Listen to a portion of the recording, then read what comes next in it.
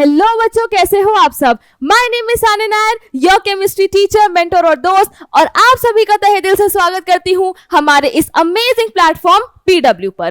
तो जैसे कि आप सब देख सकते हैं कि कॉन्सेप्ट मैपिंग एंड रिवीजन में हम लेकर आ गए हैं केमिस्ट्री का नेक्स्ट चैप्टर, जो कि है मेटल्स एंड नॉन मेटल्स। बहुत बच्चे कह रहे थे ma'am metals and non metals की वीडियो कब आएगी, तो ये लीजिए आ चुकी है हमारे इस chapter metals and non metals की वीडियो। हर एक टॉपिक को ध्यान से देखेंगे, उसे अच्छे से समझेंगे, बहुत मजा आने वाला है बेटा। So without wasting any more time let's begin. तो सबसे पहले अगर मेटल्स एंड नॉन मेटल्स पढ़ना है तो मेटल्स और नॉन मेटल्स के बारे में जानना तो पड़ेगा ही। तो let's see the physical properties of metals and non metals. सबसे पहले मेटल्स क्या होते हैं, मेलिएबल होते हैं। मेलिएबल का क्या मतलब होता है, they have the ability to be beaten into thin sheets. मतलब आप मेटल्स को ऐसे मार मार के उनकी पतली पतली शीट्स बना सकते हो। They can be beaten into thin sheets. फिर क्या होते हैं, ये डक्टाइल होते हैं। They can be drawn into thin wires. इनसे पतली पतली वायर्स बनाई जा सकती हैं। They are good conductors of heat, they are good conductors of electricity, they are lustrous. Metals में क्या होती है, एक चमक होती है, एक शाइन होती है। ठीक है, आगे देखते हैं। उसके बाद है metals are generally hard. Metals क्या होते हैं, वो जनरली हार्ड होते हैं। Metals have high melting and boiling point. क्योंकि वो जनरली हार्ड होते हैं, स्ट्रॉन्ग होते हैं, तो उनका मेल्टिंग एंड बॉइलिंग पॉइंट भी क्या होता है, हाई होता है।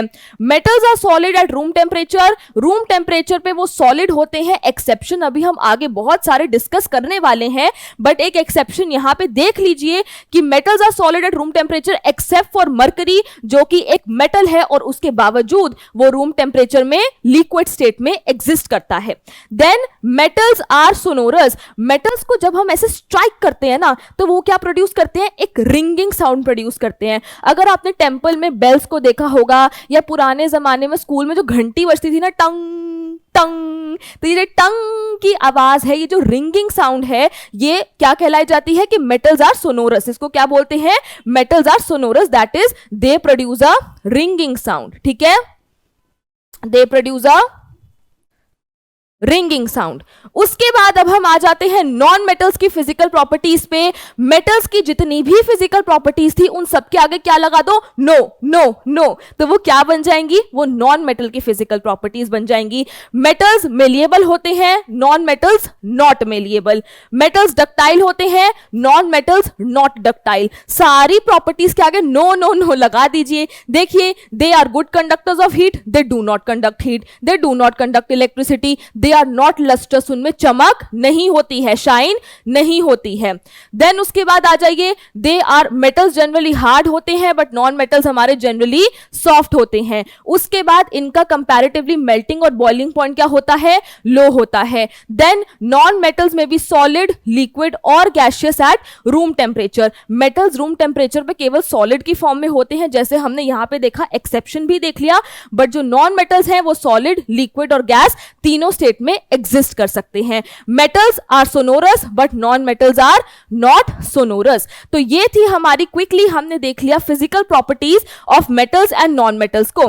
एंड जैसे कि हमारी प्यारी सी केमिस्ट्री फेमस है एक्सेप्शंस के लिए, तो आइए अब हम इन फिजिकल प्रॉपर्टीज में कुछ एक्सेप्शंस देखते हैं जो कि हमें देखने को मिलते हैं। तो सबसे पहला जो एक्सेप्शन है, ये सारे एक्सेप्शंस इंपॉर्टेंट हैं, ये आपको लर्न रखने हैं।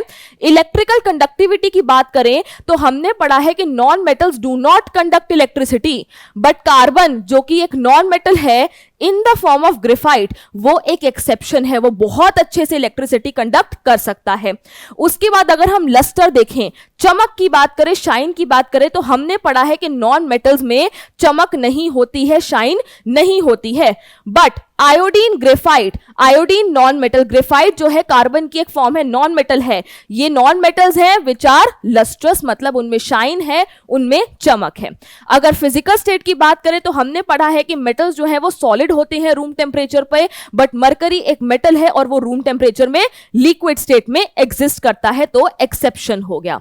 उसके बाद अगर देखा जाए हार्डनेस एंड सॉफ्टनेस की बात करें तो मेटल्स हमने पढ़ा है कि जनरली हार्ड होते हैं but not all metals are hard. ठीक है, एल्कली मेटल्स जो है such as lithium, sodium, potassium, ये एक्सेप्शंस हैं, ये सॉफ्ट होते हैं, इतने सॉफ्ट होते हैं कि भैया इनको नाइफ से भी हम कट कर सकते हैं।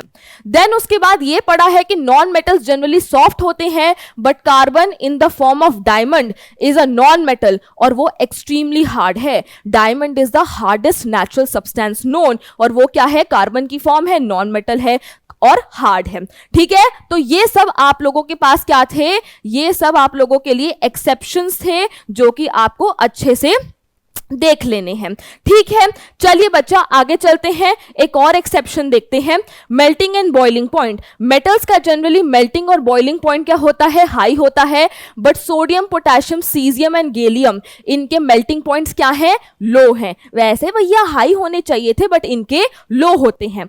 On the other hand non metals के मेल्टिंग और बॉइलिंग पॉइंट्स लो होते हैं, बट डायमंड एक एक्सेप्शन है, वो एक नॉन मेटल है जिसका बहुत ही ज्यादा मेल्टिंग और बॉइलिंग पॉइंट क्या होता है, हाई होता है।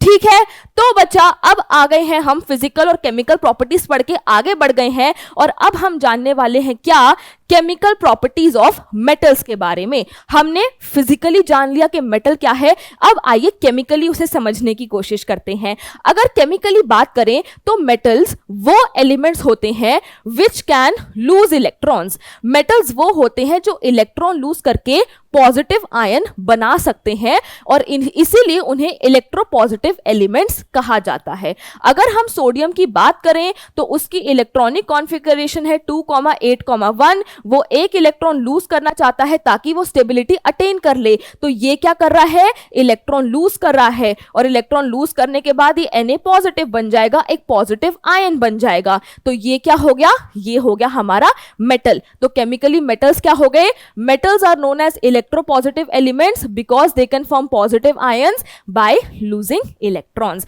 आइए अब देखते हैं, काफी सारे हमें रिएक्शंस देखने हैं मेटल्स के। सबसे पहला है reaction of metal with oxygen. जब भी कोई मेटल ऑक्सीजन के साथ रिएक्ट करता है तो वो हमें क्या देता है, वो हमें देता है मेटल ऑक्साइड। क्या मिलेगा, मेटल ऑक्साइड मिलेगी। ठीक है, बट सारे मेटल्स जो है वो सेम रिएक्टिविटी के साथ ऑक्सीजन के साथ रिएक्ट नहीं करते। All metals do not react with oxygen with equal reactivity. कुछ भैया मेटल्स इतने जबरदस्त, इतने विगरस तरीके से रिएक्ट करते कि पड़े पड़े ही उनमें आग लग जाती है। कुछ मेटल्स थोड़ी स्लोली रिएक्ट करते हैं। ठीक है, तो देखिए, some metals react with oxygen even at room temperature, some metals react on heating while others only react on strong heating. तो आइए अब जानते हैं डिफरेंट डिफरेंट रिएक्टिविटीज के बारे में, मतलब मेटल और ऑक्सीजन के रिएक्शन के बारे में। देखिए, metals like sodium, potassium react with oxygen even at room temperature to form their metal oxides. Sodium and potassium बच्चा बहुत ही ज्यादा रिएक्टिव मेटल्स होते हैं, ये बहुत ही ज्यादा रिएक्टिव मेटल्स होते हैं, और ये रूम टेम्परेचर पर ही ऐसे पड़े पड़े इनमें आग लग जाती है। ये रूम टेम्परेचर पे ही ऑक्सीजन के साथ रिएक्ट कर जाते हैं और कॉरेस्पॉन्डिंग मेटल ऑक्साइड बना देते हैं। अगर हम बात करें मैग्नीशियम और जिंक की, तो यहां आते आते रिएक्टिविटी जो है थोड़ी कम हो जाती है, तो ये अब ना रूम टेम्परेचर पे नहीं रिएक्ट कर पाते ऑक्सीजन के साथ।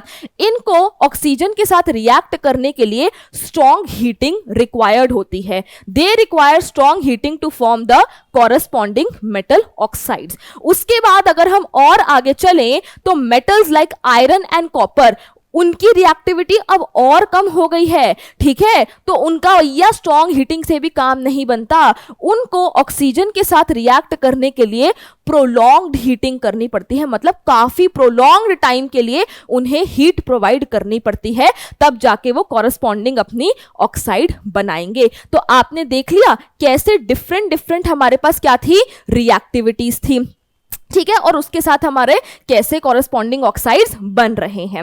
ऑलराइट, अब उसके बाद देखते हैं नेचर ऑफ मेटल ऑक्साइड्स। जो मेटल ऑक्साइड्स होती हैं they are generally basic in nature. ठीक है, they are generally basic in nature. Metal oxides का नेचर कैसा है, बेसिक है। बट कुछ मेटल ऑक्साइड्स ऐसी भी होती हैं जो एसिडिक नेचर भी शो करती हैं और बेसिक नेचर भी शो करती हैं। तो ऐसी मेटल ऑक्साइड्स जो एसिडिक और बेसिक दोनों नेचर शो करते हैं उनको कहा जाता है एम्फोटेरिक ऑक्साइड्स। देखिए, those metal oxide which show basic as well as acidic behaviour are known as amphoteric oxides. और हमारे पास एम्फोटेरिक ऑक्साइड्स के क्या एग्जाम्पल हैं, अल्यूमिनियम ऑक्साइड हो गया Al2O3 Zn हो गया, ठीक है।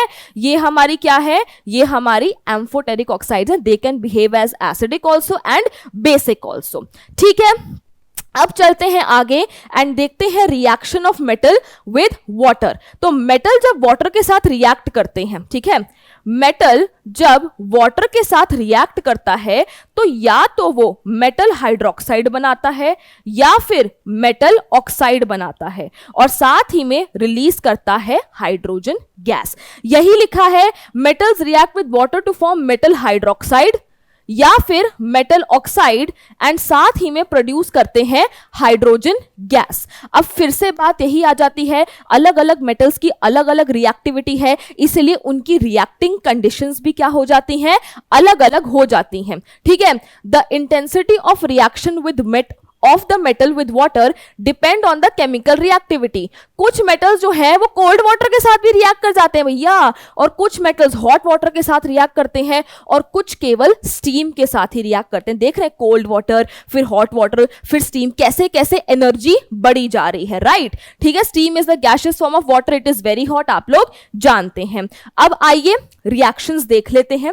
सोडियम और पोटेशियम, अभी तक तो आप लोगों को पता लग ही गया होगा कि ये क्या होते हैं, बहुत रिएक्टिव मेटल्स होते हैं। तो सोडियम और पोटेशियम ठंडे पानी के साथ ही रिएक्ट कर जाते हैं भाई साहब, और बहुत ही ज्यादा वायलेंट रिएक्शन होता है, बहुत ही ज्यादा विगरसली रिएक्ट करते हैं और काफी वायलेंट रिएक्शन होता है। इतना ज्यादा हीट प्रोड्यूस होती है कि ये जो so much heat is produce during the reaction कि जो हाइड्रोजन गैस प्रोड्यूस हुई है उसमें भाई साहब आग लग जाती है। इतना वायलेंट रिएक्शन ये होता है। उसके बाद अगर हम थोड़ी सी नीचे आए, रिएक्टिविटी को थोड़ा सा कम करें, तो कैल्शियम भी ठंडे पानी के साथ रिएक्ट कर लेता है, बट उसका रिएक्शन उतना ज्यादा वायलेंट नहीं होता, आग शाग वाले तक नहीं पहुंचती नौबत, but it also reacts with cold water to form calcium hydroxide और हाइड्रोजन गैस प्रोड्यूस होती है। The reaction is considered less violent.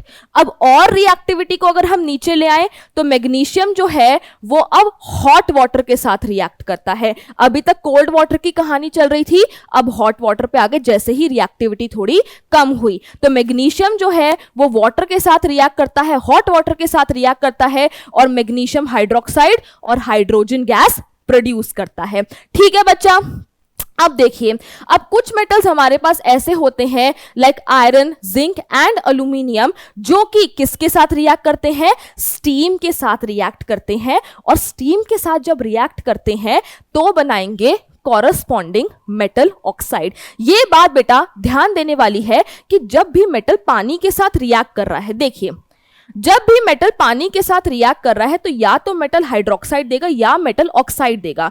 जब मेटल पानी यानी कि कोल्ड वाटर या हॉट वाटर, मतलब water in the liquid form, उसके साथ रिएक्ट करता है तो हमें मिलता है बच्चा मेटल हाइड्रोक्साइड। बट जब मेटल स्टीम के साथ रिएक्ट करता है तो हमें मेटल ऑक्साइड मिलती है।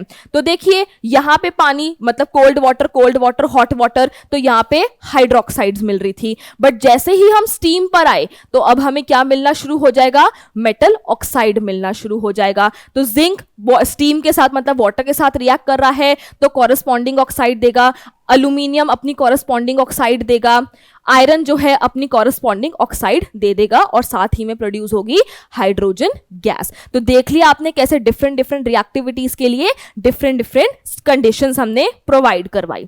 उसके बाद कुछ मेटल्स हैं जो रिएक्टिविटी सीरीज में बहुत ही नीचे लाई करते हैं, ठीक है, नीचे लाई करते हैं, लाइक कॉपर हो गया, सिल्वर हो गया, गोल्ड हो गया, भैया कुछ भी कर लो, कुछ भी कर लो, वो पानी के साथ रिएक्शन नहीं देते हैं। ठीक है, चलिए अब आगे चलते हैं और देखते हैं reaction of metals with dilute acids. जब भी कोई मेटल एसिड के साथ रिएक्ट करता है तो वो प्रोड्यूस करता है सॉल्ट और साथ ही में हमें मिलती है hydrogen gas. Metal reacts with acid to produce salt and hydrogen gas. Alright, अब वही सेम बात आ जाती है, अलग अलग मेटल्स की रिएक्टिविटी है तो हमारी अलग अलग कंडीशंस हो जाती हैं। Sodium, magnesium, calcium react violently with dilute hydrochloric acid और dilute sulphuric acid to give hydrogen gas and corresponding salt. ये सोडियम, मैग्नीशियम और कैल्शियम वायलेंटली, भैया एकदम वायलेंट विगिरस रिएक्शन देते हैं और झटपट अपना मेटल सॉल्ट और हाइड्रोजन गैस दे देते हैं। आयरन जो है उसकी रिएक्टिविटी थोड़ी कम हो जाती है इनके कंपैरिजन में, तो वो एसिड्स के साथ रिएक्ट तो करता है बट कैसे करता है, स्लोली रिएक्ट करता है। अगर हम आगे चले तो भैया कॉपर जो है वो तो डाइल्यूट HCl हो या डाइल्यूट HNO3 हो, वो तो रिएक्शन ही नहीं देता है। ठीक है, तो आपने डिफरेंट डिफरेंट रिएक्टिविटीज देख ली। अब आप कहेंगे कि मैम एसिड के केस में हर जगह या तो HCl लिखा है या तो HCl लिखा है या H2SO4 लिखा है, HCl है H2SO4 है। मैम आखिरकार HNO3 ने क्या गुनाह कर दिया? तो देखिए बेटा, जब भी कोई मेटल HNO3 के अगर रिएक्ट करता है, देखिए मेटल जो है एसिड के साथ रिएक्ट करके सॉल्ट और हाइड्रोजन गैस दे रहा है, बट अगर वो एसिड कौन सा हो गया, HNO3 हो गया, तो हमारी हाइड्रोजन गैस नहीं प्रोड्यूस होगी। क्या प्रोड्यूस होगा? H2 की जगह H2O प्रोड्यूस होगा, वाटर प्रोड्यूस होगा, क्योंकि HNO3 एक बहुत ही अच्छा ऑक्सीडाइजिंग एजेंट है। ठीक है, बट एज यूजुअल एक्सेप्शन आ जाते हैं। अगर मेरे पास मैंगनीज है या फिर मेरे पास मैग्नीशियम, अगर मेरे पास ये दो मेटल्स हैं तो ये दो मेटल्स काफी ज्यादा डाइल्यूट HNO3 के साथ रिएक्ट कर जाते हैं और H2 गैस प्रोड्यूस करते हैं। ये पॉइंट ध्यान में रखना।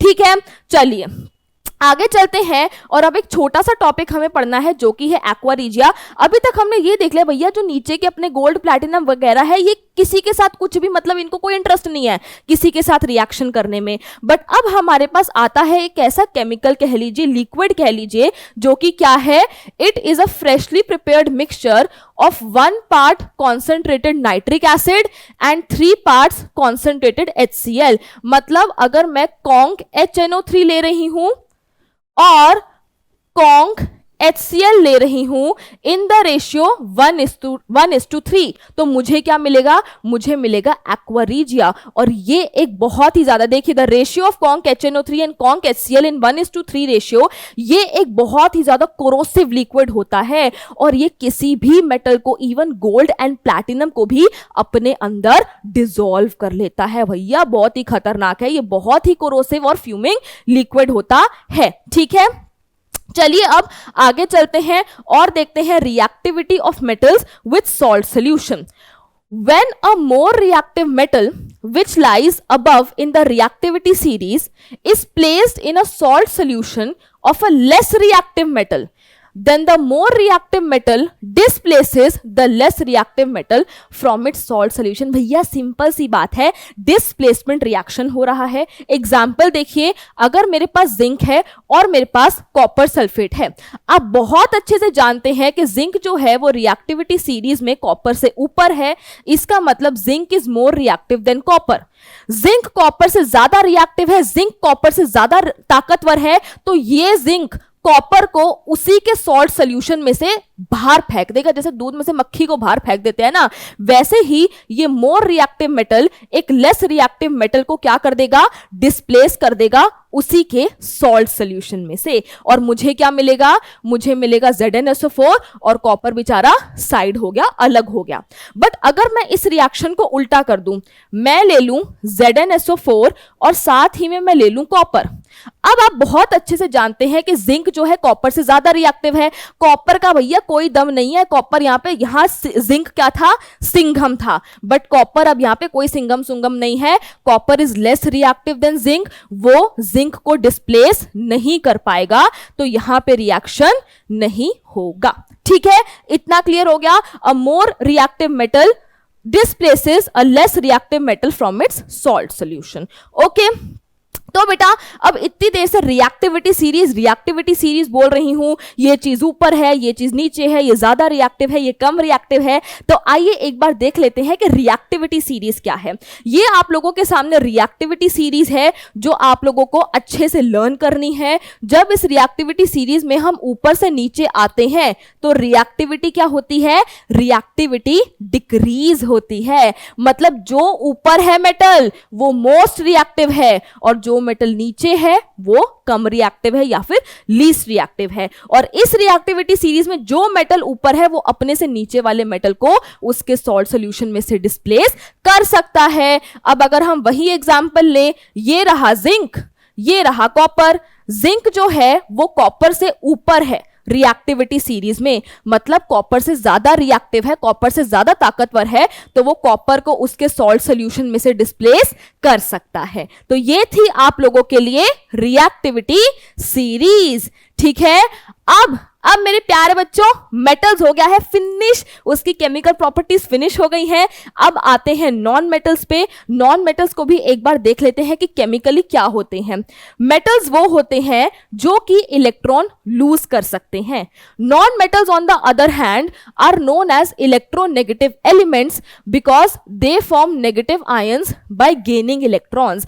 जो एलिमेंट्स इलेक्ट्रॉन को गेन कर सकते हैं, जैसे कि मेरे पास क्लोरीन है, इलेक्ट्रॉनिक कॉन्फ़िगरेशन 2,8,7, ये कहेगा भैया एक इलेक्ट्रॉन दिला दो यार, मैं भी सुखी हो जाऊंगा जीवन में। तो ये एक इलेक्ट्रॉन गेन करने की टेंडेंसी रखता है। जब ये इलेक्ट्रॉन गेन कर लेगा ये 2,8,8 बन जाएगा, यानी कि Cl- आयन बन जाएगा, यानी कि एक नेगेटिव आयन बन जाएगा। तो ये क्या हो गया, हमारा नॉन मेटल हो गया। अब नॉन मेटल के भी हम रिएक्शंस देख लेते हैं, जैसे अभी हमने मेटल्स के लिए देखे। Oxides of non metals are produced when non metals react with oxygen. Same बेटा, अगर मैं नॉन मेटल का रिएक्शन ऑक्सीजन के साथ करा रही हूं तो नॉन मेटालिक ऑक्साइड प्रोड्यूस होगी। ये नॉन मेटालिक ऑक्साइड्स जो होती हैं इनका नेचर कैसा होता है, ये या तो एसिडिक होती हैं या फिर न्यूट्रल इन नेचर होती हैं, एसिडिक या न्यूट्रल। मेरे पास कार्बन एक नॉन मेटल है, ऑक्सीजन के साथ रिएक्ट कराया, बना कार्बन मोनोऑक्साइड। अगर कार्बन को ऑक्सीजन के साथ रिएक्ट कराया, दूसरे केस में बना कार्बन डाइऑक्साइड। कार्बन मोनोऑक्साइड एक न्यूट्रल ऑक्साइड है, कार्बन डाइऑक्साइड एक एसिडिक ऑक्साइड है। ठीक है, इतनी चीज क्लियर हो गई। चलिए फिर आगे चलते हैं। अब आप बहुत खुश होने वाले हैं, क्यों? क्योंकि नॉन मेटल्स जो है वो पानी के साथ रिएक्शन नहीं करते हैं। Non metals do not react with water. Acids वाला देख लो, non metals do not react with acids also. तो यहाँ पे तो खुशी की बात है कि हमारे को इनकी डिटेल में नहीं जाना। नॉन मेटल पानी के साथ भी रिएक्शन नहीं देगा और एसिड्स के साथ भी रिएक्शन नहीं देगा। बट ये रिएक्शन हमें पढ़ना है, reaction of non metal with salt solution. जैसे हमने मेटल्स में देखा, एक मोर रिएक्टिव मेटल एक लेस रिएक्टिव मेटल को उसी के सॉल्ट सॉल्यूशन में से डिस्प्लेस कर देता है, वैसे ही a more reactive non metal displaces a less reactive non-metal from its salt solution. For example, अगर मेरे पास NaBr है और साथ ही में मेरे पास क्लोरीन है, chlorine being more reactive than bromine, वो क्या कर देगा, उसे डिस्प्लेस कर देगा, मिलेगा क्या, NaCl और साथ ही में Br2। तो ये क्या थी, ये थी हमारी chemical properties of non metals. तो इतना क्या आपको क्लियर हो गया है? बहुत बढ़िया। फिर तो चलिए बच्चा अब आगे चलते हैं और नेक्स्ट टॉपिक देखते हैं, how do metals and non metals react. अब हमारे मेटल्स क्या होते हैं, मेटल्स वो होते हैं जो इलेक्ट्रॉन लूज कर सकते हैं, नॉन मेटल्स वो होते हैं जो इलेक्ट्रॉन गेन कर सकते हैं। तो अगर हम यहाँ पे देखें, सोडियम क्या है, सोडियम है 2,8,1, ये अपना एक इलेक्ट्रॉन लूज करना चाहता है। क्लोरीन है 2,8,7, ये एक इलेक्ट्रॉन गेन करना चाहता है। तो सोडियम ने इलेक्ट्रॉन को लूज करा, क्लोरीन ने उस इलेक्ट्रॉन को गेन करा, तो क्या हुआ, ट्रांसफर ऑफ इलेक्ट्रॉन्स हुआ। जब ये सब हुआ तो सोडियम एक इलेक्ट्रॉन लूज करके Na+ बन गया, एक कटायन बन गया। क्लोरीन इलेक्ट्रॉन लेकर माइनस चार्ज उस पे आ गया, यानी कि वो अनायन बन गया। और अब इस कटायन और इस अनायन के बीच में बॉन्ड बन जाएगा, जिसको हम क्या बोलते हैं, आयनिक बॉन्ड बोलते हैं। तो how do metals and non metals react, metals और नॉन मेटल्स रिएक्ट करते हैं by the transfer of electrons और उनके बीच में बनता है आयनिक बॉन्ड। अब देखते हैं बेटा, जो आयनिक कंपाउंड्स होते हैं, मतलब जिनमें आयनिक बॉन्ड्स हैं, उनको आयनिक कंपाउंड्स बोलेंगे। तो अब आयनिक कंपाउंड्स की कुछ प्रॉपर्टीज देखते हैं। सबसे पहले फिजिकल नेचर, आयनिक कंपाउंड्स क्या होते हैं, they are solid in nature because उनमें काफी स्ट्रॉन्ग फोर्स ऑफ अट्रैक्शन होती है आयंस के बीच। मेल्टिंग और बॉइलिंग पॉइंट क्या होते हैं, इनके हाई होते हैं। क्यों? क्योंकि ये सॉलिड है, इनके बीच में बहुत स्ट्रॉन्ग फोर्स ऑफ अट्रैक्शन है, तो इनके मेल्टिंग और बॉइलिंग पॉइंट भी क्या होते हैं, हाई होते हैं। उसके बाद देखते हैं सॉल्युबिलिटी, जो हमारे ये आयनिक कंपाउंड्स है जिनको इलेक्ट्रोवैलेंट कंपाउंड्स भी बोलते हैं, ये सॉल्युबल होते हैं पोलर सॉल्वेंट्स में like water and insoluble in carbon tetrachloride, benzene etcetera.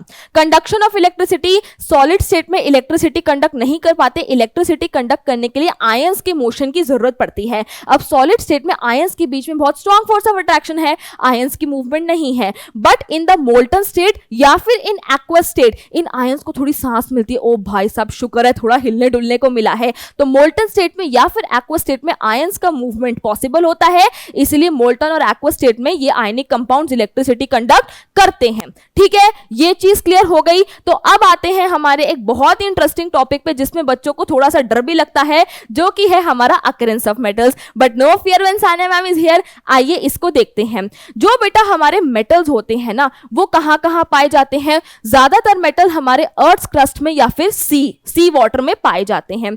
अगर हम अर्थ क्रस्ट में देखें तो अर्थ क्रस्ट में मेटल या तो फ्री स्टेट में एग्जिस्ट करते हैं या कंबाइंड स्टेट में एग्जिस्ट करते हैं। फ्री स्टेट माने a metal to occur in a free or native state का मतलब होता है भैया वो अकेले एकदम फ्रीली एग्जिस्ट कर रहा है, किसी के साथ कंबाइन नहीं हो रहा है। तो जो मेटल्स हमारे रिएक्टिविटी सीरीज में नीचे होते हैं, काफी कम रिएक्टिव होते हैं, वो जनरली फ्री स्टेट में एग्जिस्ट करते हैं।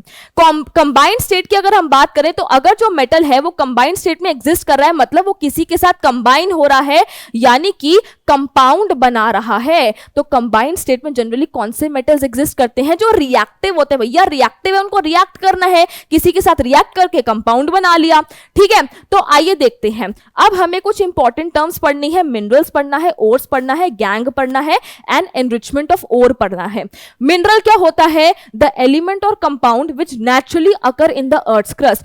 अर्थ की क्रस्ट में जब नेचुरली कोई भी एलिमेंट और कंपाउंड नेचुरली पाया जाता है, भैया कोई रख के नहीं गया वहां पे, नेचुरली वहां पे कोई एलिमेंट या कंपाउंड पाया जाता है, तो उसे हम क्या बोलते हैं? मिनरल बोलते हैं। अब क्या होता है, कुछ मिनरल्स में ना मेटल्स की क्वांटिटी बहुत ज्यादा होती है। ठीक है, कुछ मिनरल्स में मेटल्स का परसेंटेज बहुत ज्यादा हाई होता है कि हम अगर उसमें से मेटल निकाले भैया तो हमारे को बहुत ही प्रॉफिट होगा। तो ऐसे मिनरल्स जिनमें मेटल की कॉन्सेंट्रेशन ज्यादा है, उससे मेटल निकालना हमारे लिए प्रॉफिटेबल है, उन्हें हम क्या बोलते हैं?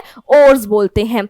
At some places minerals contain a very high percentage of a particular metal and the metal can be profitably extracted from it. उन मिनरल्स को बोलते हैं ओर्स। अब आते हैं हम नेक्स्ट टॉपिक, मतलब नेक्स्ट अपनी टर्म पे, जो कि है गैंग। अब एक बात बताओ यार, ओर है, उसमें सिर्फ मेटल तो है नहीं, उसमें बहुत सारी इंप्योरिटीज होती हैं, सैंड होती है, डस्ट होती है, डर्ट होती है। भाई एनिमल वगैरह पोटी छोटी कर गए इधर उधर, वो सारा जो एक्सक्रीटा वगैरह है वो भी क्या होता है? वो भी मतलब सब इंप्योरिटीज उसमें होती हैं। तो इन सारी इंप्योरिटीज को गैंग बोला जाता है। और जब हम इस ओर को, अपनी ओर को साफ करते हैं ताकि हम उसमें से मेटल निकाल सके, यार गंदा मेटल तो नहीं निकालना ना, तो ओर की साफ सफाई तो करनी पड़ेगी। तो the process of removing these impurities from the ore, ठीक है, is called concentration of ore या फिर एनरिचमेंट ऑफ ओर। ठीक है, चलिए उसके बाद हम आगे चलते हैं और अब एक्सट्रैक्शन ऑफ मेटल्स के लिए हमने जो हमारी रिएक्टिविटी सीरीज में मेटल्स हैं उनको 3 कैटेगरीज में डिवाइड कर रखा है।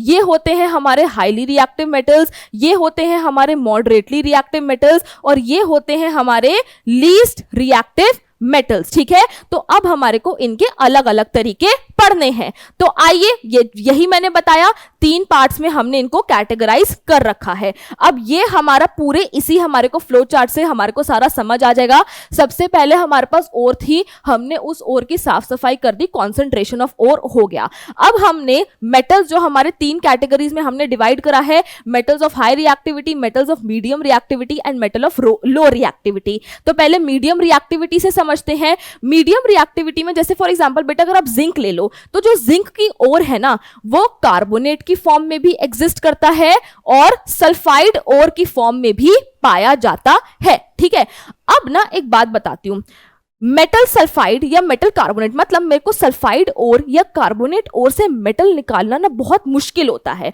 बट मेटल ऑक्साइड से मेटल निकालना बहुत आसान होता है। ठीक है, तो इसीलिए अगर मेरे पास कार्बोनेट ओर है या फिर सल्फाइड ओर है, तो हमारी कोशिश रहती है कि हम उसे किस में कन्वर्ट कर दें? मेटल ऑक्साइड में कन्वर्ट कर दें। तो सल्फाइड ओर को मेटल ऑक्साइड में कन्वर्ट करा जाता है by the process known as roasting. Roasting में क्या होता है, स्ट्रांगली हीट करते हैं in the presence of excess air, और कार्बोनेट ओर को मेटल ऑक्साइड में कन्वर्ट करा जाता है by the process known as calcination. Calcination में भी हीटिंग करते हैं but in the absence of air. ठीक है, यहां पे यही लिखा है, ये देखिए जिंक की सल्फाइड और जिंक की कार्बोनेट और, यहां पे एयर की प्रेजेंस में हीट करा, मेटल ऑक्साइड मिल गया। यहां पे सिर्फ हीट करा इन द एब्सेंस ऑफ एयर, तो मुझे मेटल ऑक्साइड मिल गया। अब मुझे मेटल ऑक्साइड मिल गया है, मुझे उसमें से क्या निकालना है, मेटल निकालना है। तो मेटल ऑक्साइड से मेटल निकालने के लिए एक बहुत ही प्यारा सा प्रोसेस करा जाता है जिसको बोलते हैं रिडक्शन। ठीक है, मेटल ऑक्साइड में से ऑक्सीजन हटा दिया, रिमूवल ऑफ ऑक्सीजन, रिडक्शन। तो अब हम रिडक्शन करेंगे, मेटल ऑक्साइड की रिडक्शन करी तो मुझे क्या मिल गया, मेटल मिल गया।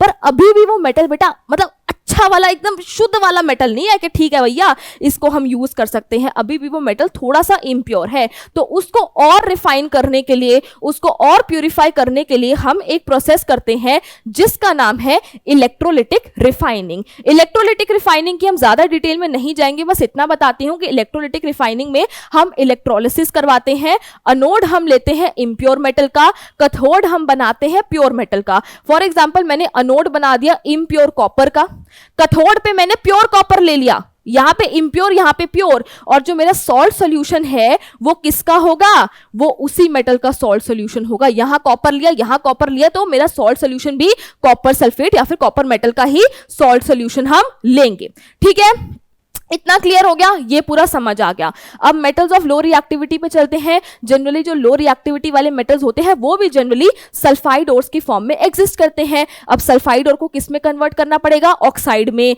तो सल्फाइड को ऑक्साइड में कन्वर्ट करने के लिए हमने क्या करा, रोस्टिंग करी। देखिए मेरे पास HgS था, मैंने इसकी रोस्टिंग करी तो मेरे को HgO मिल गया। मेटल ऑक्साइड है, अब इसे मेटल में कन्वर्ट करना है तो क्या करेंगे, रिडक्शन करेंगे। और रिडक्शन हम कैसे करते हैं, लो रिएक्टिविटी वाले मेटल्स की सिंपल आप हीटिंग कर दो। और यहां पे एक बात बताना जो रहेगा कि मॉडरेट रिएक्टिव मेटल्स, जब हम मॉडरेटली रिएक्टिव मेटल्स की बात करते हैं, ये मेरे पास मेटल ऑक्साइड है, यहां मुझे मेटल मिल रहा है, तो रिडक्शन करने के लिए रिड्यूसिंग एजेंट्स कौन से यूज होते हैं, carbon, Coke, highly reactive metals. भाई रिडक्शन करानी है, रिड्यूसिंग एजेंट लगेगा। देखो लो रिएक्टिव मेटल्स में रिडक्शन कराने के लिए सिंपल हीटिंग कर दो, मॉडरेटली रिएक्टिव मेटल्स में रिडक्शन कराने के लिए carbon, Coke, highly reactive metals ये रिड्यूसिंग एजेंट की तरह काम करते हैं। ठीक है, ये भी समझ आ गया, यहां पे रिडक्शन कराई, मेटल मिल गया, उसकी रिफाइनिंग कर ली। अब आते हैं हम मेटल्स ऑफ हाई रिएक्टिविटी।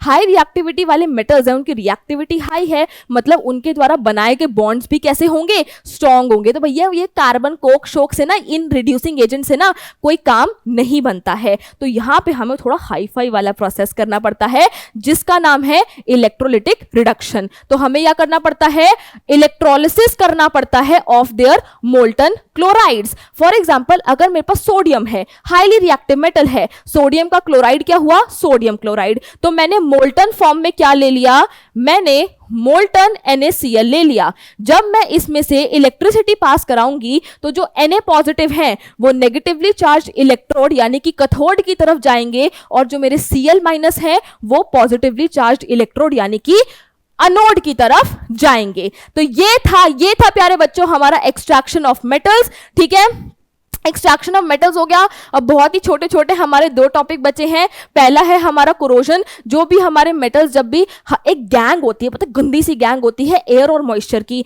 जब भी हमारे मेटल्स इस गैंग की प्रेजेंस में आते हैं यानी कि एयर और मॉइस्चर की प्रेजेंस में आते हैं तो वो खराब होने लगते हैं, कोरोड होने लगते हैं, डिस्ट्रॉय होने लगते हैं। तो उस प्रोसेस को कोरोजन बोलते हैं। सिल्वर पे ब्लैक कलर की बेटा सिल्वर सल्फाइड की कोटिंग डिपॉजिट हो जाती है। कॉपर भी मॉइस्ट कार्बन डाइऑक्साइड वगैरह वगैरह के साथ रिएक्ट करता है, उसके ऊपर भी ग्रीन कलर की कोटिंग डिपॉजिट हो जाती है। आयरन के ऊपर रेडिश ब्राउन कलर की रस्ट जमा हो जाती है जिसको रस्टिंग ऑफ आयरन भी बोलते हैं।